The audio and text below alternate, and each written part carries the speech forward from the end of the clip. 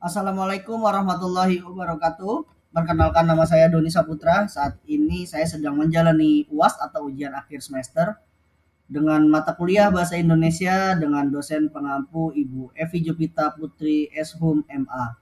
Baik, di sini Ibu Evi Jupita Putri Sham MA sudah memberikan beberapa soal.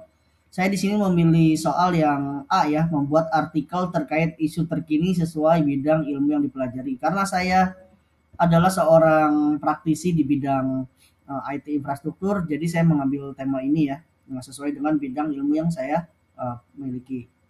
Oke, baik, saya sudah buatkan artikelnya. Jadi yang saya ambil di sini adalah isu terkini dalam IT infrastruktur.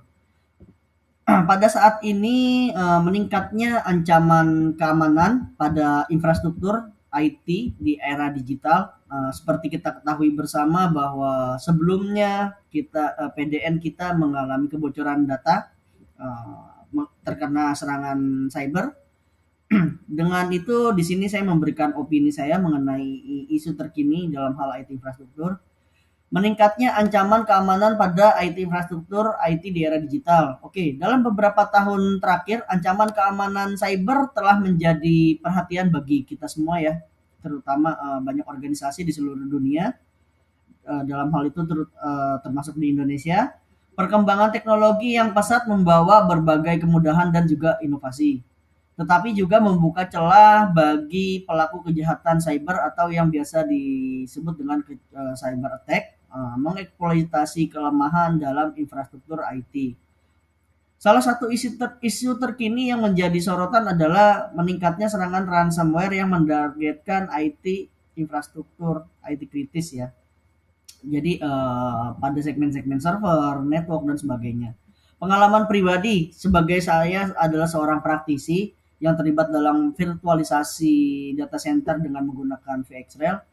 Saya telah menyaksikan sendiri dan secara langsung bagaimana sih serangan cyber dapat melumpuhkan operasi bisnis dalam hitungan detik atau sekejap ya. Pada salah satu proyek yang saya kerjakan, kami menghadapi serangan ransomware yang berhasil mengenkripsi data vital dan mengganggu layanan selama beberapa hari. Kejadian ini menunjukkan betapa pentingnya memiliki sistem keamanan yang kuat dan rencana mitigasi risiko yang efektif. Jadi kita harus memikirkan selain data center mungkin kita harus punya mitigasi risiko seperti data recovery center atau business continuity recovery ya gitu. Ancaman ransomware pada infrastruktur IT. Ransomware adalah jenis malware yang mengenkripsi data pengguna dan meminta tebusan untuk mengembalikan akses. Kalau kita bayar pun sebetulnya datanya tidak akan dikembalikan. Oke, serangan ini telah berkembang menjadi salah satu ancaman paling signifikan bagi infrastruktur IT.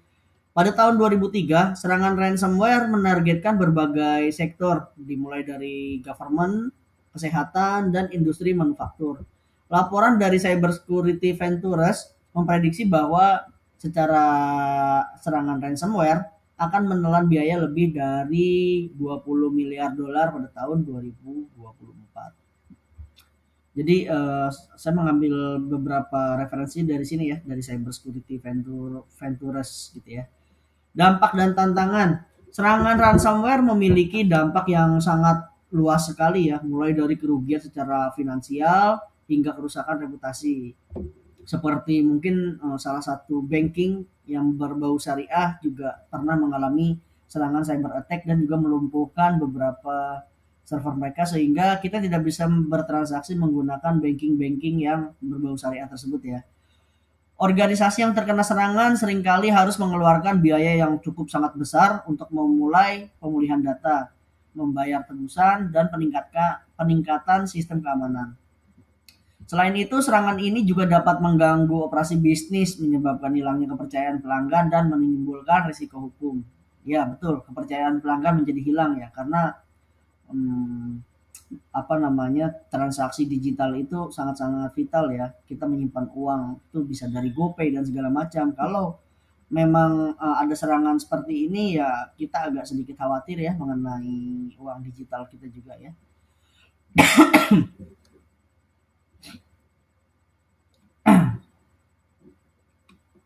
Tantangan utama dalam menghadapi ancaman ransomware adalah ketidakmampuan kita dalam mendeteksi dan memproses serangan dengan cepat.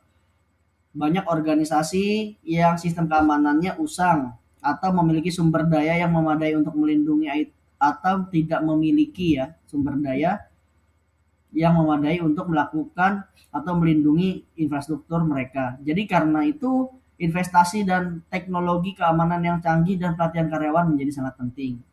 Uh, Seperti contoh yang saat ini terjadi mengenai pusat data nasional, bahwa ternyata ditemukan adalah banyak sekali anti apa namanya beberapa komputer yang tidak terlindungi oleh antivirus ya.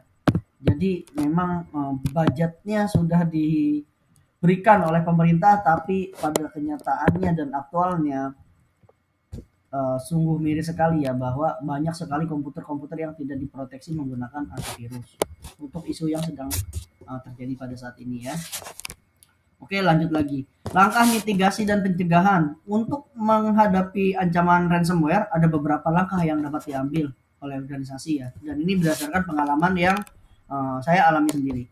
Yang pertama, dari sisi peningkatan sistem keamanan, kita perlu mengadopsi solusi keamanan yang lebih canggih, seperti ada yang namanya antivirus, itu endpoint detection and response. Kalau dulu antivirus itu hanya sebatas mengenali suatu virus, kalau kita menggunakan EDR, endpoint detection and response, dia bisa mendeteksi dan bisa melakukan respon ketika kita di komputer kita mengalami serangan ataupun di infrastruktur kita mengalami serangan, kita bisa melakukan detection dan merespon akan kita apakan serangan ini. Nah, seperti itu contohnya. Firewall generasi berikutnya, yang dimaksud dengan firewall generasi berikutnya adalah mungkin kita bisa menggunakan UTM, firewall yang terbaru ya, yang bisa dikombinasikan dengan EDR dan sistem deteksi intrusi ya. Yang kedua, backup data secara teratur. Nah, ini yang menarik untuk kasus yang sedang terjadi saat ini. Jadi government kita di Indonesia sudah memilih vendor tertentu dan ternyata budgetnya juga sudah terrealisasi, tetapi pada kenyataannya semua datanya itu belum di backup, tetapi tidak dilakukan backup. Itu yang selain dari sisi infrastrukturnya yang canggih, kita dari sisi pemerintah atau organisasi harus mampu untuk memiliki sumber daya IT yang lebih baik ya. Ini salah satu contoh yang bahwa selain infrastruktur ternyata sumber daya manusianya pun harus baik ya. Ya bisa dikatakan IT yang saat ini mungkin di pemerintahan terkait pusat data nasional ini sangat tidak bagus gitu. Oke, itu adalah mengenai backup data. Untuk ketiga yang seperti tadi saya sampaikan ya, pelatihan karyawan itu termasuk IT SDM-nya ya. Jadi perlu memberikan beberapa pelatihan terkait dengan awareness dari cyber security.